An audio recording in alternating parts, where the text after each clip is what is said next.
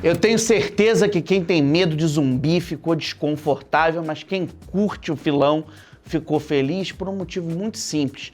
As criaturas desmortas que comem cérebro estão aí à solta pelo circuito exibidor na chegada de Extermínio, Evolução, 28 Years Later, de Danny Boyle, um realizador que tem um Oscar no currículo e uma série de filmes cultuados aí na sua carreira, entre eles o cult Transporting lá dos anos 90, A Praia com Leonardo DiCaprio, que transformou o escritor, hoje cada vez mais cineasta, Alex Garland, de Guerra Civil, numa grife, enfim.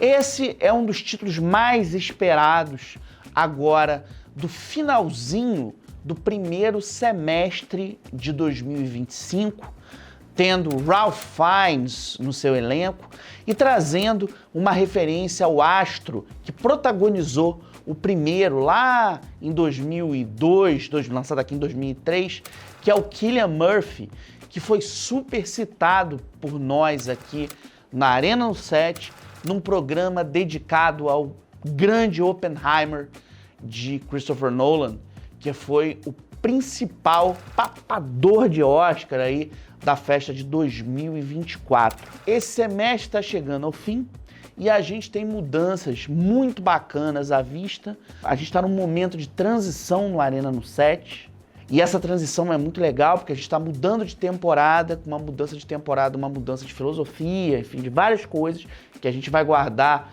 como uma surpresinha para vocês para a temporada que começa agora na segunda metade de julho, e a gente vai revisitar de hoje para diante uma série de vitórias aqui no nosso ringue que marcaram época. E mais do que isso, vitórias que apontam novos caminhos para o audiovisual. E eu acho que a melhor forma de traçar essa caminhada de revisão, de olhar para trás e olhar no retrovisor para apontar o caminho do futuro, é justamente a gente passar em revista filmes que sedimentaram o nome do Brasil e o nome de algumas outras cinematografias não hegemônicas, não só no cenário dos grandes festivais internacionais, e o 7x7 teve lá, não só a gente aqui no Arena, mas um momento crítico do meu chapinha Gustavo Valente, e falar de filmes também que se distinguiram em grandes premiações internacionais. César, David Donatello, os prêmios Sofia em Portugal e, obviamente, o Oscar, a laurea mais badalada do cinema. A gente falou um pouquinho de cada um desses mimos cinematográficos, dessas conquistas cinematográficas, desde o primeiro programa em que a gente criou uma contenda entre Logan, filme de James Mangold, que foi indicado ao Oscar de melhor roteiro adaptado em 2018 e fechou a Berlinale de 2017, e Deadpool e Wolverine, que foi a segunda maior bilheteria de 2024, bateu a casa do bilhão, 1 bilhão e 300 milhões de dólares, e hoje bate ponto na Disney Plus. E, obviamente, a gente vai fazer uma grande triagem do que é encontrável, não só nos circuitos, como o filme que está chegando do Danny Boyle, né?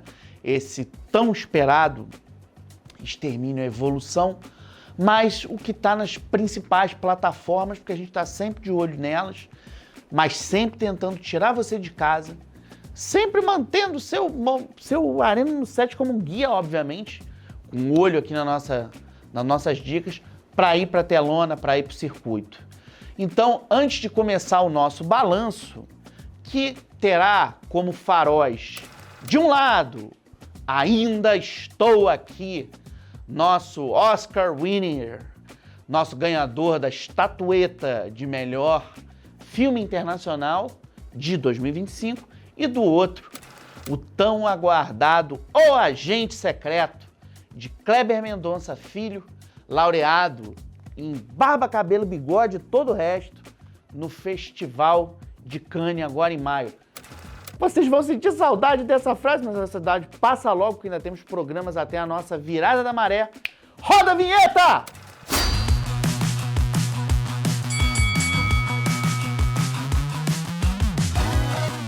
Ó, dando uma geralzona do ano até agora para vocês. Em breves consagrações e alegrias, uma das estreias brasileiras desse ano, que foi o Auto da Compadecida 2, se tornou um fenômeno de bilheteria, batendo 4 milhões.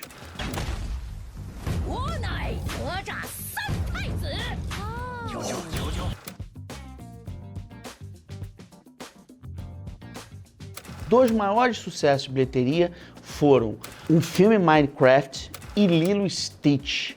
De um lado, um filme baseado em games, do outro, uma releitura das animações da Disney em live action. O filme que talvez mais tenha arrebatado a crítica foi uma possante reflexão sobre ranços coloniais à luz do sobrenatural, que é Pecadores, de Ryan Coogler, com Michael B. Jordan. Mas vamos falar aqui dos nossos, dos que nos interessam, porque a gente teve vitórias internacionais a rodo. Vamos dar uma olhadinha no que o Arena falou do Ainda Estou Aqui, no momento que ele estava para entrar na disputa do Oscar, e ele concorreu aqui no nosso programa com um outro filme de seu próprio diretor, Walter Salles, Central do Brasil.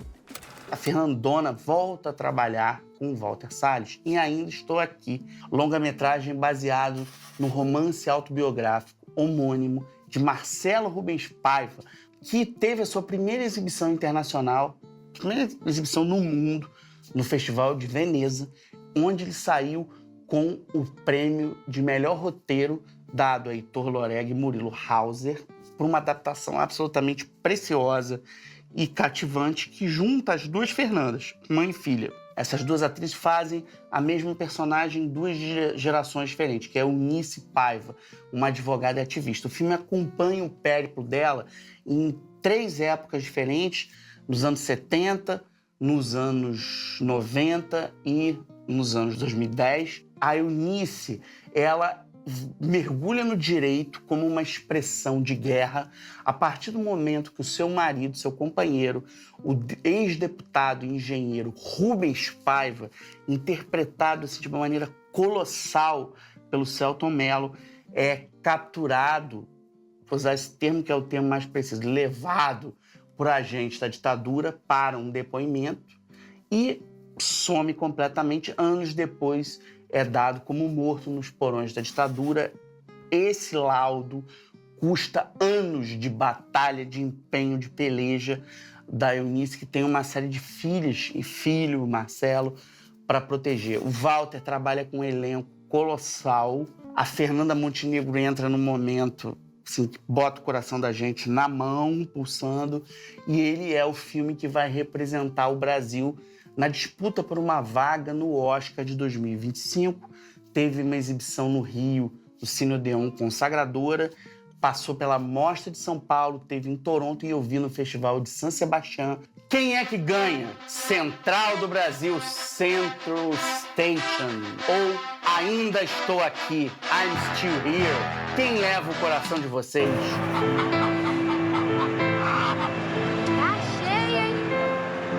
3, 2, 1... Não precisa sorrir. Por que não? O editor pediu. Eu nunca vou me recuperar da sessão de Central do Brasil que eu vi no Nova América com a minha madrinha, Maria das Dores. Eu acho que por todas as razões, a minha geração reaprendeu a amar o Brasil, aprendeu a amar o Brasil na adolescência, no fim da adolescência, com a ajuda do retrato comovente que o Walter Salles traçou. Mas Ainda Estou Aqui é a expressão de um sonho, de um projeto, uma vontade que a gente tem de ter um endosso internacional, de ter o crivo do Oscar. Eu vou dar um empate. Vamos empatar Central do Brasil e Ainda Estou Aqui e, sobretudo, ressaltar a relevância da diva Fernanda Montenegro para a história da cultura neste país. Quem estiver assistindo esse programa, corre atrás dos outros filmes dela. Eu vou dar dica de 2. A Falecida, do Leon Risman, Tudo Bem, do Arnaldo Jabor.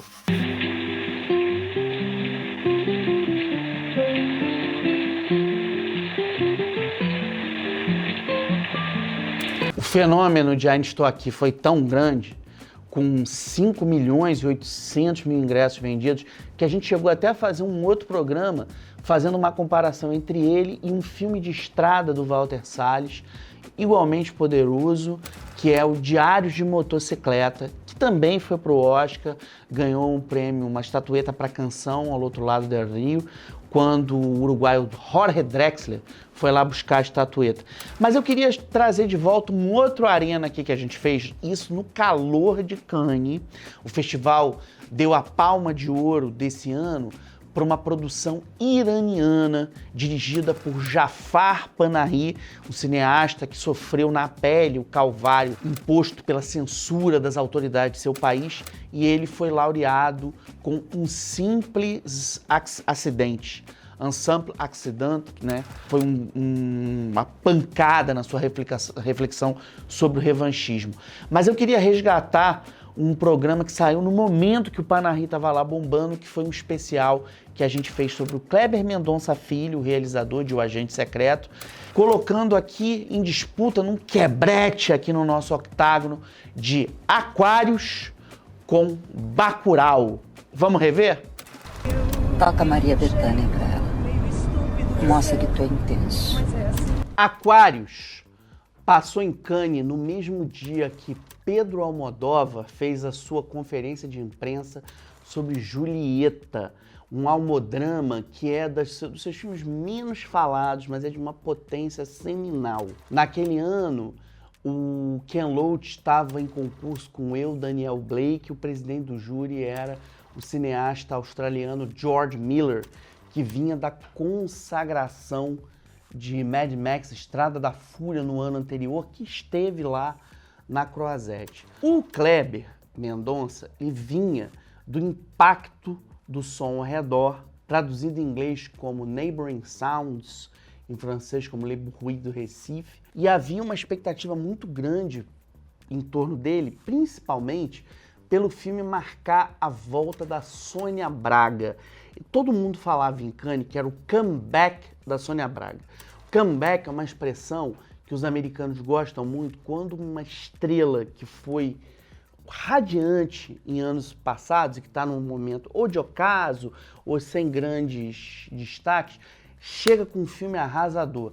Isso aconteceu com o John Travolta na época do Pulp Fiction, isso aconteceu antes com o Sylvester Stallone em Risco Total, em 93, que aliás também passou em Cannes, e aconteceu ali com a Sônia Braga. Ela teve assim uma passagem meteórica com esse filme.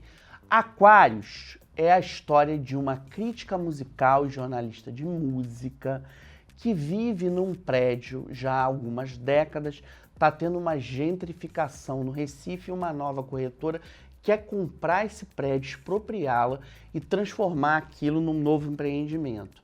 Ela não quer sair, todos os outros vizinhos já foram, ela quer ficar.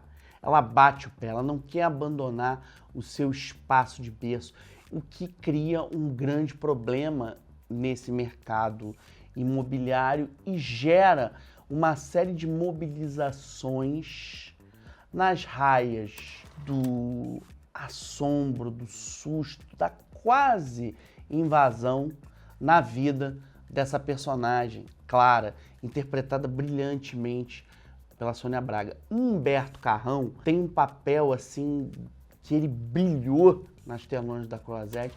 Ele faz uma espécie de vilão para o filme, que ele é um jovem corretor que assume os negócios da família.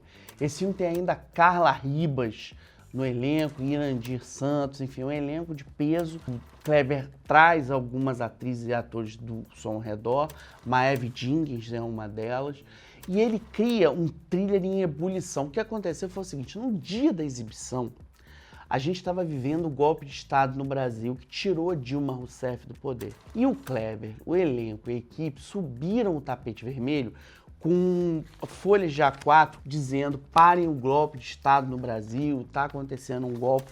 Aquilo mobilizou a imprensa internacional, colocou o Aquarius numa visibilidade imensa. Óbvio que o filme teve retaliações, ele foi retaliado na época da sua estreia no Brasil por conta de uma cobrança acerca de cenas de sexo indevidas, o que aumentava a sua classificação indicativa para 18 anos.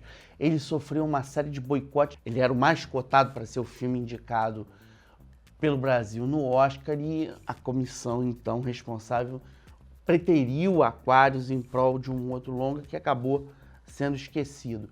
Mesmo assim, Aquarius, que está na grade da Netflix, é um marco do cinema brasileiro e representou ali naqueles anos da era Temer uma espécie de terra em transe daquele Brasil de golpe, um Brasil de um conservadorismo atávico que produziu a cultura bolsominion.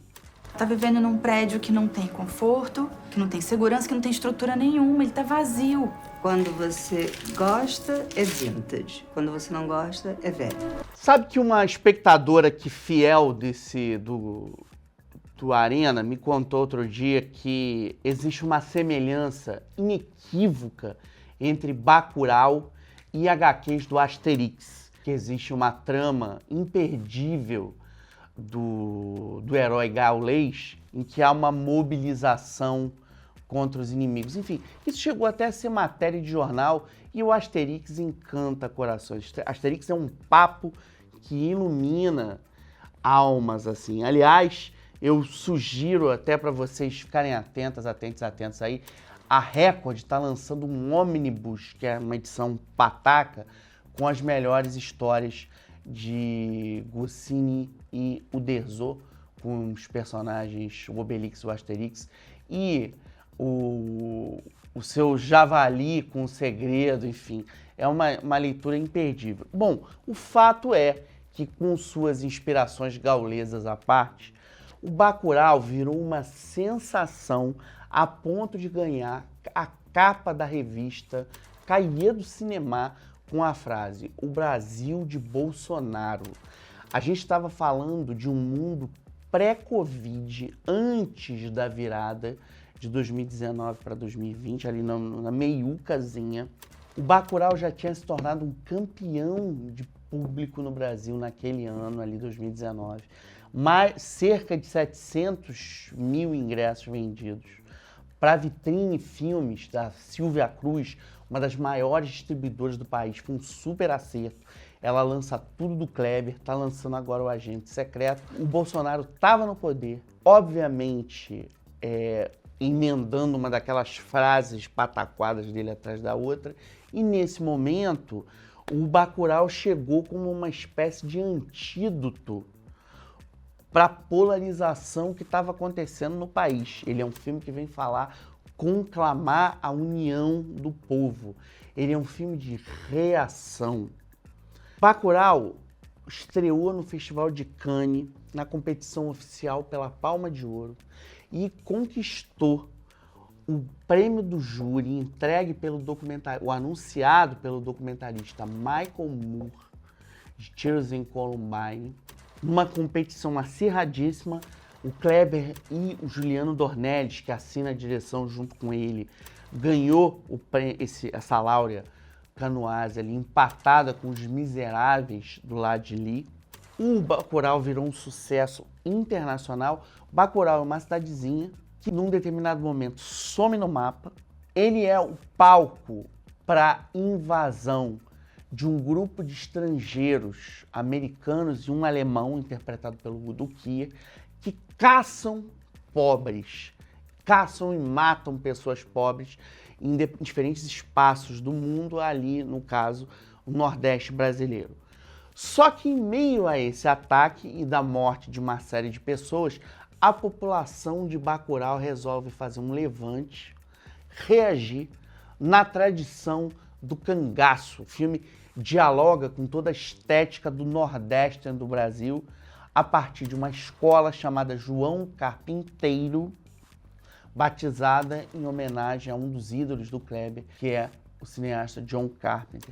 Bacurau se estabeleceu como um cult imediato, fez sucesso em diversos países, sobretudo na França dos Cahiers, e estabeleceu Kleber como um dos grandes cineastas da contemporaneidade.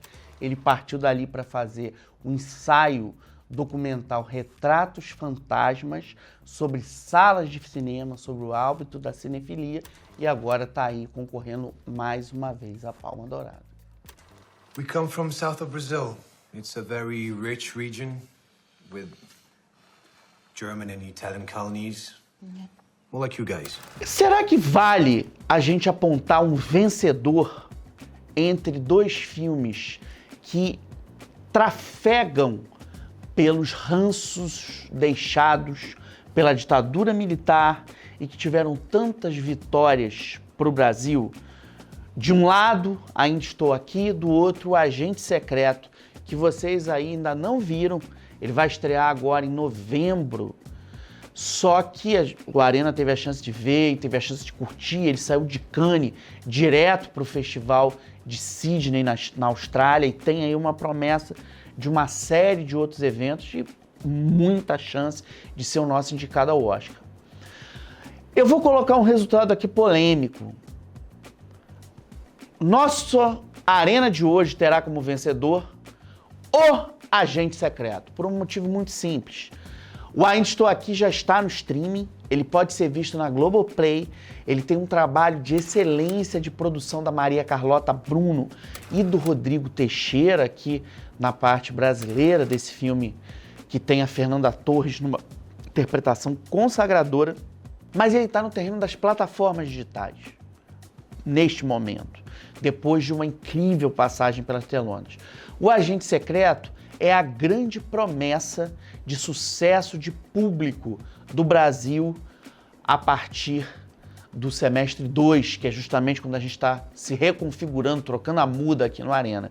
Então ele vai ser o nosso vencedor de hoje e eu aproveito para celebrar o cinema pernambucano, de onde o Kleber Mendonça veio, com esse livro que é um tratado imperdível sobre a produção feita em Recife, em Olinda, que nos deu joias como Amarelo Manga, como Cinema Aspirinas e Urubus, Houve Uma Vez Eu, Verônica, enfim, tantos filmes bonitos foram gestados de Recife para o mundo. O Muro, recentemente a gente teve um filme belíssimo da Nara Normandi, né, que fez um curta Guaxuma, enfim, tem muita coisa bacana saindo de Pernambuco, vale a pena vocês conferirem essa publicação aqui. O Arena faz parte do Sistema 7x7, que é um empório cinematográfico com playlists, dicas, tem o departamento de doramas da Raíza Vaz, o Momento Crítico do Gustavo Valente, enfim, que está lançando seu primeiro livro agora, um livro que leva o nome do programa. Enfim, eu acho que é importante vocês conhecerem todo esse nosso ecossistema, mas, sobretudo, é um pedido que eu deixo para vocês. Se você curte essa nossa grande reflexão, essa nossa gira audiovisual, deixa seu like, deixa suas dicas, deixa um comentário, isso é muito importante para a gente. Eu queria dedicar o programa desta semana para mãe Janaína Lázaro, que está vendo a gente semanalmente, sempre faz uma torcida para os orixás aqui abrindo nossos caminhos, e que é uma grande entusiasta da franquia John Wick e viu Bailarina com Ana de Armas e considerou esse um dos melhores filmes do ano, e eu sou obrigado a concordar. Um dos melhores filmes de 2025 foi Bailarina. E eu tenho certeza que você vai incluir O Agente Secreto num dos melhores filmes desse ano. Espero estrear e ver na telona, lembrando das nossas dicas aqui. Salve o cinema!